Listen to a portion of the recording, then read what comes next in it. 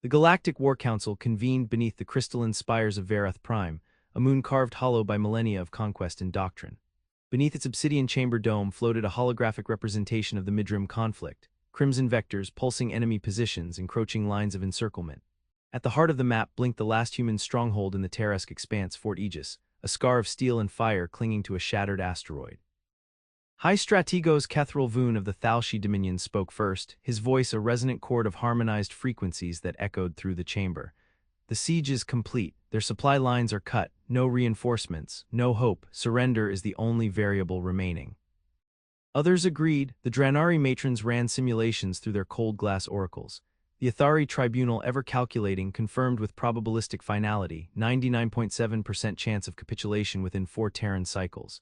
Even the fractal minds of the Shunkai Fold, who spoke in paradox and entropic decay, fell into consensus. The humans would break, logic demanded it. But logic had never known Corporal Maren Vahl. Aegis Fort was never meant to be more than a forward observation post. It had been built in haste on the remains of an ancient mining station during the early skirmishes of the war, when Earth's presence in the galaxy was more curiosity than threat. Now it was surrounded, starving, ruined. 1,000 kilometers of jagged tunnels and jury-rigged compartments housed the last 800 human soldiers in the sector. They called it the Cradle of Metal. Maren Vahl stood in the upper hangar, staring at the remains of the last-down drone, a Thalshi striker that had come too close and been gutted by improvised point defense coils. Its alloy skin was molten, its engines slagged, but its limbs were intact. She ran her hand across the curved plating, feeling the hum of residual charge beneath the armor. Her mind raced not with fear, but with numbers, ratios, thrust vectors, tensile strengths. "Lieutenant Vahl," came a gravel-voiced call from the catwalk. Commander Esh Rand, her face pale from malnutrition but eyes sharp as ever, approached her. "We've lost contact with the third comms relay. Last drone from Central Command says evacuation is off the table. No one's coming." Maren didn't respond. She was sketching something in her datapad, schematics overlaid on schematics, layers of conflicting technologies fused in ways never intended by their original makers. Rand stepped closer, arms crossed. "You've got something." "Maybe." Maren looked up, grease smeared across her cheek, hair tied in a frayed combat braid. "We don't beat them with guns, not straight up. Their firepower is decades ahead, but their doctrine is brittle, predictable. They can't see past efficiency curves and projected timelines. That's our in. You want to outthink a race that's bred for strategic cognition." "No," Maren said, "I want to make them think they've won." The siege grew tighter. Thalshi gravmines closed the asteroid's exit tunnels. Ithari plague mist infiltrated the air cycling systems, forcing humans to wear their suits full-time. Attrition mounted. Half of Fort Aegis's sentry drones had been dismantled to maintain oxygen processors. Rations were down to paste bricks and filtered moisture. And yet within the Cradle of Metal, movement surged. Underneath the hangars and crushed mining shafts, Maren Vahl's scavenger squad sifted through ancient wreckage. Scrap, cables, fusion cores, rusted servos, fragmented AI cores, nothing was discarded, everything had purpose. They worked in shifts, never stopping. Using exoloaders as skeleton frames, power conduits for nervous systems, and the remains of enemy drones as armor, they began to shape something. Not a weapon, a deception, an entire mobile battalion that looked like nothing and everything. Misshapen tanks, bipedal walkers, aircraft that defied standard silhouette recognition, all constructed from garbage. But not useless. Each piece had embedded M-scatterers, pulse emitters, and heat sinks designed to mimic full battle signatures. The intent was not to win fire for fire. The intent was to appear impossible. Vahl's team, a patchwork of engineers, medics, and even cooks, became more than a unit. They became a forge of chaos. Beyond the battlefield, aboard the Thalshi dreadnought Reverent Logic, Strategos Voon reviewed the updated battlefield telemetry. Anomalies had begun to appear, shifting power signatures within Aegis, strange echo patterns, some kind of mobile force inside the asteroid, but no known manufacturing capacity. "We detect movement," reported a sub-Strategos, "but no logic to their deployment paths. Units do not conform to known military formats." Voon narrowed his eyes. "It is desperation. They lash out with ghosts, continue pressure. But ghosts can haunt even the most rational mind." It began on the 73rd day.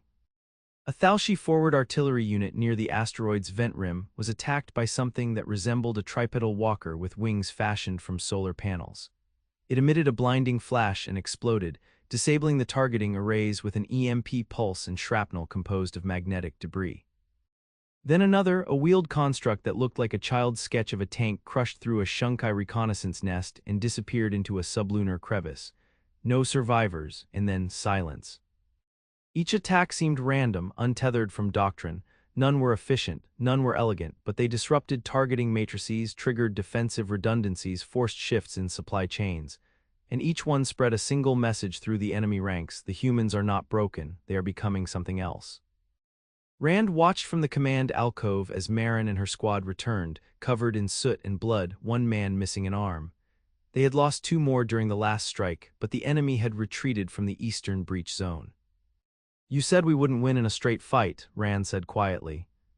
Maren dropped her pack, pulled off her helmet, and wiped her forehead with a strip of cloth torn from her own suit. "We're not fighting," she said, "we're infecting them with doubt." Across the galaxy within the Hall of Minds on Verath Prime, the Council reconvened. The simulations now showed uncertainty. The surrender variable had dropped to 73%. The humans had not signaled truce. They had not ceased movement. Instead, they changed the battlefield. The Dranari matrons fed the new data into their oracles. The oracles blinked, refused to calculate, declared the human moves nonlinear. The Shunkai fold spoke again. "The primitives have entered the chaotic interval. Prediction is now entropy. Victory is not assured." And High Strategos Voon, for the first time in 5 centuries, paused. He whispered to no one. "They are improvising." The Thalshi did not know fear as humans understood it. Their minds were layered with generational implants, neural latticework woven for pure logic, emotion tempered by utility. But when the third orbital relay array collapsed under a targeted cascade of solar reflector blasts, an attack that should have been impossible given human tech thresholds, there was a break in the pattern. The enemy's grand design was unraveling, and it was unraveling at the hands of what the Thalshi had once deemed statistical noise. Strategos Voon stood in the war sanctum of reverent logic, the stars around him flickering across a convex interface dome. Internal feeds poured information through his neural spine. Unscheduled attacks, non-theorized energy dispersal. Enemy units deploying in impossible angles, violating both terrain efficiency and gravity gradients. "They are burning through material at an unsustainable rate," said his adjutant. "Incorrect," Voon replied. "They are recycling entropy." Deep beneath Fort Aegis, Maren Vahl orchestrated the transformation of humanity's last stand into a forge of madness. She no longer slept. Nutrient injections replaced meals. Her fingers were bandaged, scarred by welding arcs and fiber-splicing needles. She had pushed beyond the perimeter of human tactical reasoning. She was no longer trying to win by the rules. She was writing new ones. In the subterranean crucible, what was once the fort's environmental core had become the design crucible. There, the scrapborn came alive, hybrid constructs combining Terran machinery, alien salvage, and tactics dredged from history's most asymmetrical wars. A wheel-mounted decoy with a scream pulse built from concert speakers and a plasma chamber lured 2 squads of Thalshi into a collapsing shaft. A heat-bloated exoform with fake biosignatures drew Athari hunter drones into a stasis net reactivated from the mining archives. The tactics weren't elegant, they were insulting, and they worked. Every failed probe into Fort Aegis now returned either broken, blinded, or warped by the indecipherable tactics of a species that had abandoned sanity in favor of survival. Within the Dominion's upper echelons, Voon assembled his inner circle aboard the Reverent Logic. The Council had granted him unprecedented authority to finish the siege and erase the outlier. "We will initiate Protocol Null," he declared. The protocol was a last resort, a precision strike from a graviton bore fired directly into the asteroid's core to implode it from within. The humans would be extinguished in a clean singularity. No risk, no remnants, no further aberrations. But before the weapon could align, an alert cascaded across the Dreadnought's battle lattice. The sensor station in orbit Beta 6 had gone dark. Then another and another. Voon accessed the real-time surveillance logs, expecting perhaps a stolen fighter or an ion mine. Instead, he saw something that broke the rhythm of his breath. Human constructs, jury-rigged atmospheric skimmers bursting from the asteroid's dark side using magnetic slings and vented gas trails. They had launched themselves without drives. They were coasting, silent, invisible beneath the debris fields. The scrapborn had reached space. One of them smashed into Beta 6's core reactor, its pilot guiding it by hand until the moment of detonation. That pilot was 16-year-old Mia Serrano. She'd been a refrigeration tech before the war. Commander Rand stood beside Maren in the control alcove as the reports flowed in. "You're launching people into space in coffins," Rand said, voice taut. Maren didn't look away from the readouts.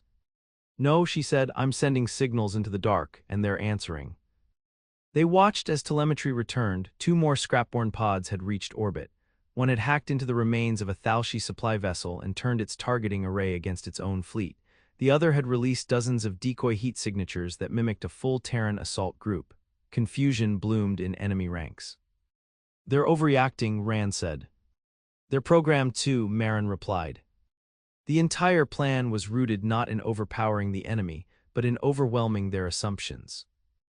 On Verath Prime, chaos now surged beneath the surface of composure. Counselor diplomats bickered in quadrants, simulations broke, the humans had pushed into the uncharted territory of unquantifiable variables. Surrender was no longer a certainty, victory no longer a timeline. The Shunkai Fold issued a statement in their native compression wave syntax. When translated, it was simple. "They are teaching us fear." Strategos Voon authorized a planetary assault. No more siege, no more waiting. They would descend, breach the fort with elite flesh units, synthetic commanded shock troopers grown in orbital cryopods. He sent 700. They landed across the surface like iron rain. And they never reported back. Inside the caverns of Fort Aegis they found a maze, not of architecture but of perception. Rooms that reshaped with holograms, floors that collapsed into loops, echo chambers seeded with psychological triggers and mimicry drones, a battlefield without rules, sound bombs stitched with recordings of their own voices, visual overlays that showed their comrades turning on them, hallucinations coded from stolen neural imprints. By the time the Dominion extracted the remnants, fewer than 40 had survived, each one incoherent, shaking, mute. In the ashes of one collapsed zone, Maren Vahl stood among her people. Engineers turned saboteurs, medics turned coders. She walked past a group reprogramming a Thalshi drone to project a human nursery rhyme across all enemy frequencies.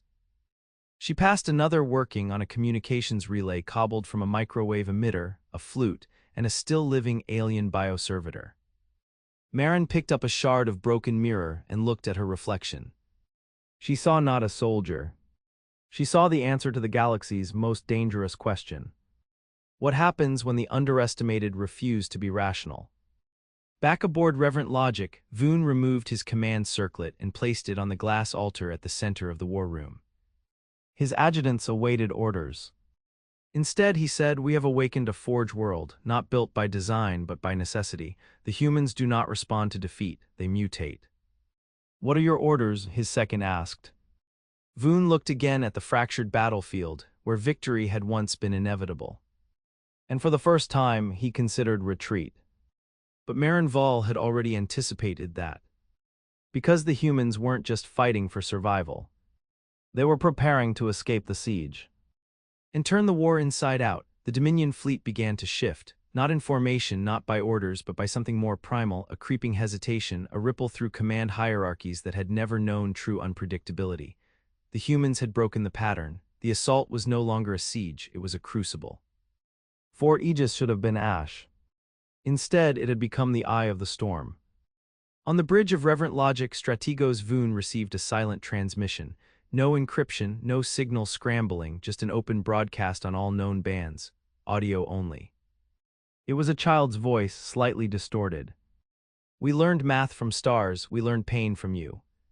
Then silence, followed by a pulsed code, low-band and ancient, binary.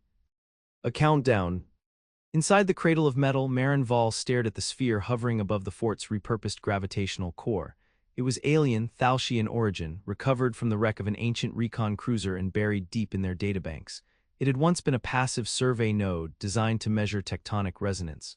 Maren had rewritten it. With it, they could bend the local gravimetric field, not as a weapon, but as a launch vector. "You're really going to try this?" Commander Rand said beside her, arms folded, brow damp with sweat.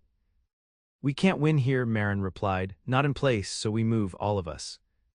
"You're going to throw the entire fort into space." "Not the whole fort," she said, "just what matters." They called it the Exodus engine, a half-sphere of molten logic wired with alien neural thread and powered by 20 broken reactors fused into a makeshift pulse core. When it activated, it would rip the central mass of Fort Aegis into the void, an arc trajectory aimed not at Earth but toward a Dominion trade lane deep behind enemy lines. It wasn't escape. It was invasion. Atop Observation Pillar 7, Sergeant Kaido Enwasu oversaw the evacuation teams. Scrapborne constructs were being dismantled and reassembled into pressurized compartments. Civilians, specialists, even the injured, everyone was part of the effort. No soldiers left behind, no machines abandoned. Everything had purpose, if only to confuse, distract, or destroy. Status on Launch Channel Delta, Kaido called out. 38% clearance, came the reply from below. Spinal conduit still too hot. Cool it with phase coolant from the drone bay. I want every microthruster realigned within 10 minutes. He turned to see two children, orphans of the initial attack, carrying a makeshift console made from an old hydroponics unit and a gutted Thalshi helmet. "What's that?" he asked. "Command switch," the girl said simply. "Maren told us to build one that breaks before it works." Kaido laughed once sharply. "That sounds about right."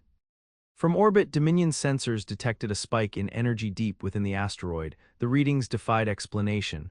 There were no aligned drives, no hyperspace distortions, just a pulse. Then 3, then 7. "The humans are initiating a gravitational collapse," one analyst stated. "No," Voon corrected, "they are riding it."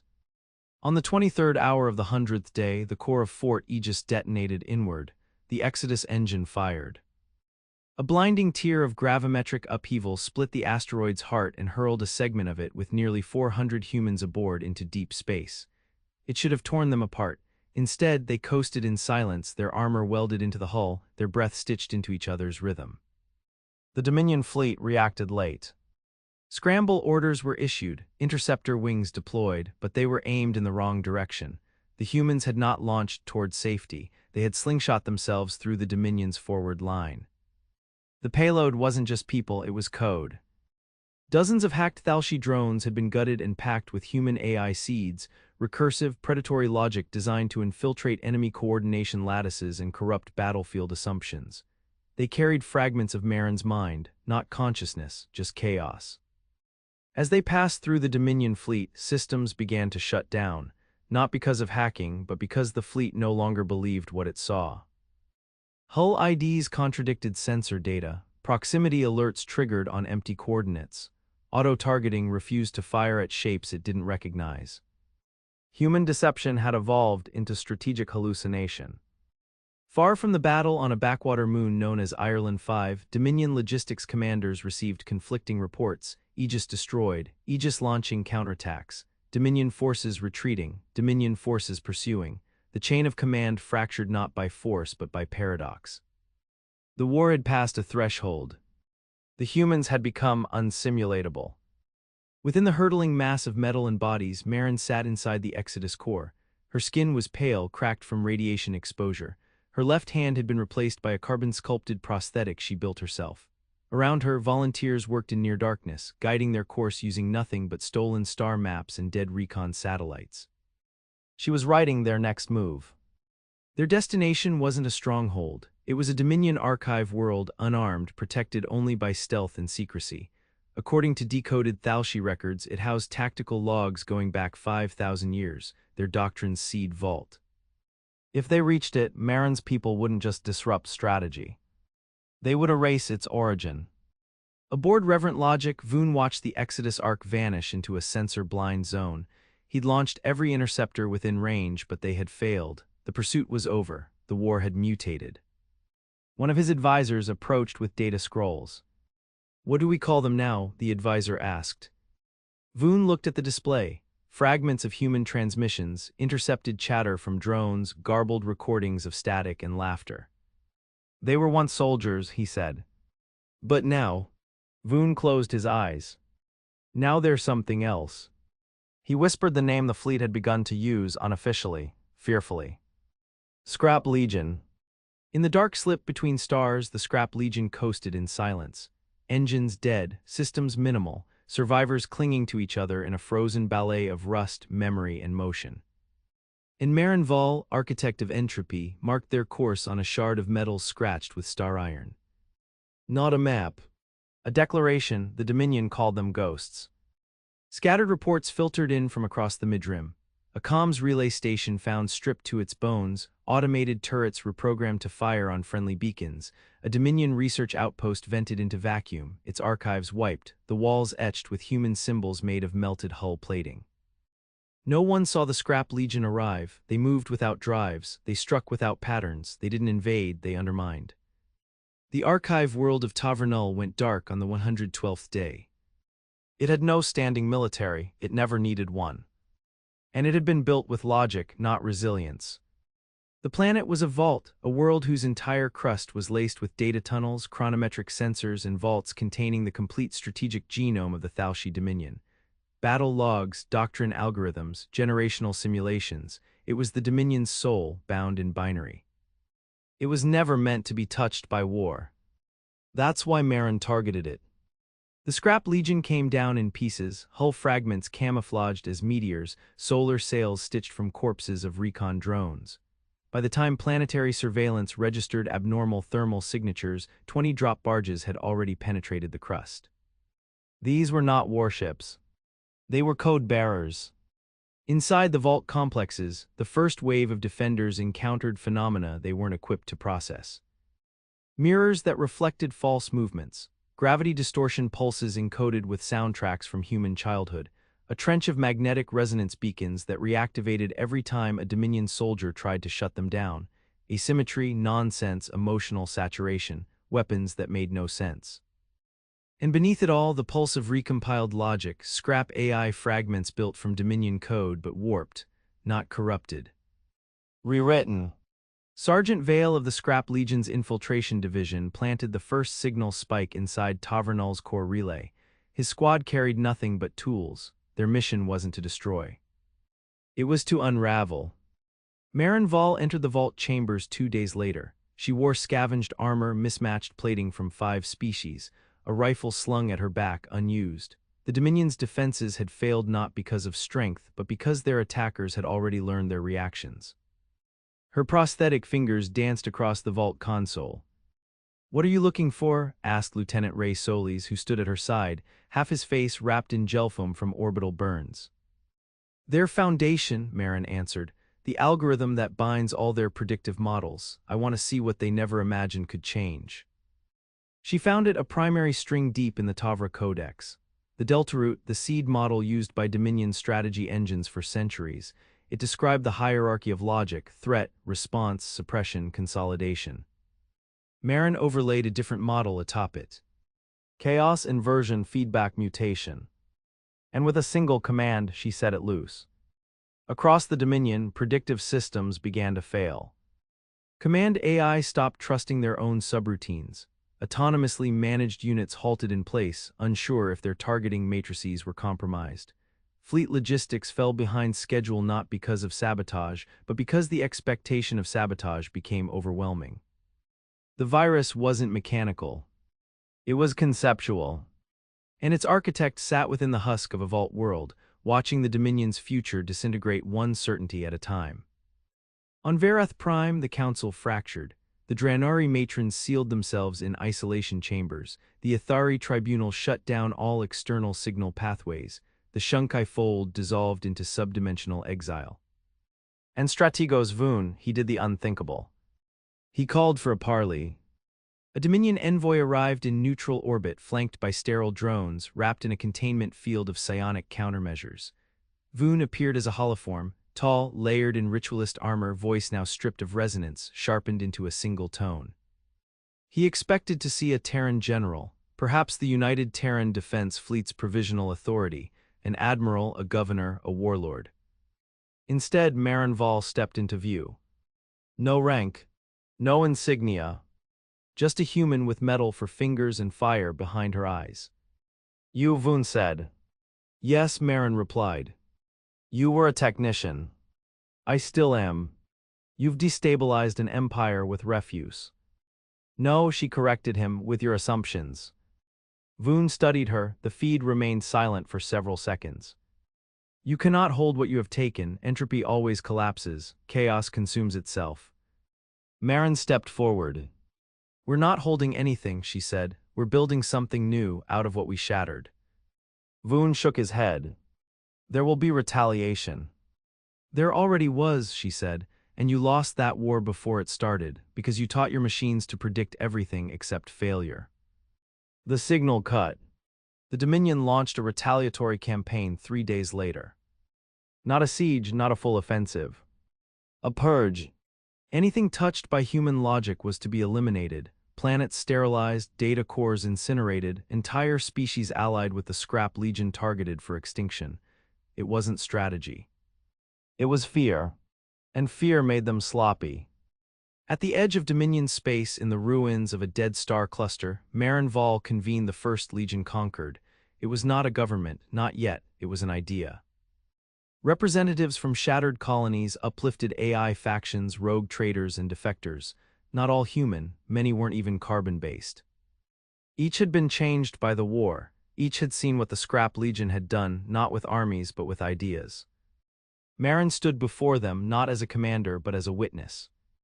They've had 1,000 years of unbroken order, she said. We gave them a single year of improvisation, and their universe cracked. She held up a fragment of the Dominion's delta root algorithm. This is what they built everything on, but it's static. It doesn't learn, it just corrects. That's why it failed. A silence settled across the chamber. Maren continued.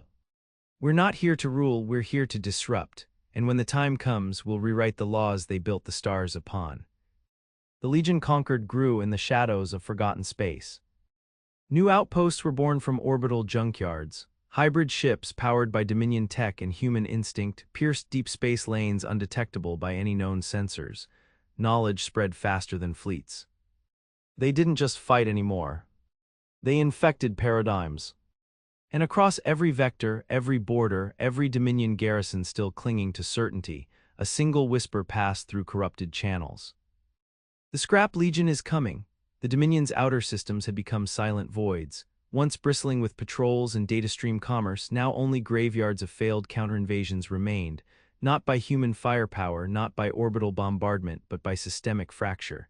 Strategic certainty was gone. Maren Vahl had not merely bent the rules. She had rewritten the conditions under which rules mattered. But the war wasn't over. In the galactic core beyond the collapse zones and ghost corridors the Dominion still held 87 prime systems, 32 primary strategic worlds, 11 elder AIs still tethered to intact root minds. The heart of the machine was still beating. The Scrap Legion had not yet reached it. That was about to change. The final campaign was not announced. It did not begin with a declaration, nor with massed fleets descending from hyperspace. It began with silence, targeted quiet across deep space relays, one by one, until Dominion High Command lost contact with 20 periphery hubs simultaneously. Then came the pulse. The Scrap Legion had deployed its most dangerous weapon, uncertainty fielding. Crafted from a fusion of Dominion forecasting algorithms and human creativity, these fields projected phantom data into enemy sensor webs, warping every interpretation of battlefield state. Ships became stars, stars became threats. Entire fleets were imagined into existence by Dominion response systems and then countered with real force, wasting time, fuel, and strategic initiative. They fought ghosts while the real assault coalesced behind a veil of misdirection. The final destination, Varnak Hold, the Dominion's central command archive and home to Strategos Voon's direct command authority. No foreign force had ever breached its orbital bastion. But the Legion did not come as a foreign force. They came as their own reflection. Varnak's skies lit with Dominion fleet formations repositioning against phantom heat signatures. Their orbital defenses were misfiring at nothing. Comms were jammed by repeating echoes of their own prior orders, looped and pitch-shifted by human mimetic shells. Then the Scrap Legion arrived. Thousands of ships. None the same shape. Each designed with asymmetry, unpredictability, psychological dissonance. Some shimmered like broken light. Others mimicked Dominion capital vessels from centuries past, their command signals fractured into chords of human languages, overlapping and untranslatable. The Dominion's defensive AI froze for 9 seconds, an eternity in war. The attack didn't come as an overwhelming charge. It came as fracturing. Strike pods cut through orbital stations like threads through cloth. Gravity hooks deployed to tangle defense grids. Microswarm flocks built from mined asteroid shrapnel blanketed weapon emplacements with magnetic fog. By the time Varnak's sky cleared, the Scrap Legion had already landed. Maren Vahl descended with the second wave. She no longer wore mismatched armor. Now her plating bore a strange, symbolic symmetry, a balance of human fabrication and Dominion design, not to imitate the enemy, but to show them what they'd become. Inside Varnak's central archive, Strategos Voon waited. He stood before the root mind. The chamber pulsed with centuries of encoded Dominion conquest, battle histories, tactical axioms, simulations run 1 trillion times. The door cracked open. Maren stepped through, flanked by Solis and Enwasu and 5 others who had survived since Fort Aegis, Scrap Legion veterans all. Voon did not raise a weapon. "I have foreseen this moment in 1,000 simulations," he said. "Then you saw yourself lose," Maren replied. "I saw myself end," Voon said, eyes distant, not with fire but with contradiction. He gestured to the root mind behind him. "This mind built our order, we trusted it more than instinct, more than fear. It brought us peace, but it made us brittle." Maren stepped closer, her team fanned out, placing shaped signal charges across the data spires. "We were never trying to kill you," she said. "We were trying to free your future from your past." She offered him a single data slate, on it her override code. "It's yours now if you want it." Voon stared at the code. "If I use this, I erase everything we've known." "No," Maren said, "you'll forget everything you've known so you can start learning again." The decision was his. He placed his hand on the root mind console, entered the override, and for the first time in recorded Dominion history, a strategic AI asked a question it had never been programmed to ask. "What if we are wrong?" The override swept outward like a ripple in a silent ocean.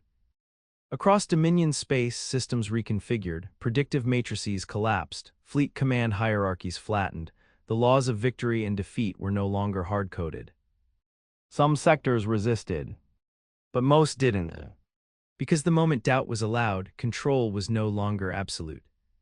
3 months later, the last Dominion loyalist fleet dissolved at Narth Relays, not by fire but by inversion, their own AIs refusing orders that no longer aligned with the new uncertainty-aware paradigms. Scrap Legion vessels escorted surrendering warships back to neutral grounds. There were no trials, no executions, no parades. Only rebuilding. In the orbital shipyards of Cygnus reforged, a new vessel class was born. The Aegis Genesis. Not a warship. A platform for negotiation, adaptive infrastructure, and communication, equipped with both weapons and data cores, designed to respond to evolving scenarios but never to dominate, built with Dominion alloys, powered by scrap innovation, piloted by humans, Draenari, Shunkai, and Athari together. And on its hull, one phrase engraved in alloy scorched by Fort Aegis fire. "We adapt." Maren Vahl disappeared from official records not long after the final reconstitution treaty. Some say she was absorbed into the Legion Concord's core. Others believe she went back to Earth to walk among fields that had never known orbital fire. But stories spread of strange figures seen at war-torn borders, helping engineers rewire defense nodes with parts from old farming equipment. Of new strategies emerging in systems thought unremarkable, where victories were won not with fleets, but with unpredictability, intuition, and the fearless will to try something impossible. Every time her name would pass from whisper to legend. The Outflanker, the one who used scrap metal to break 1,000 years of dominance, and forged a future that no strategist could ever predict.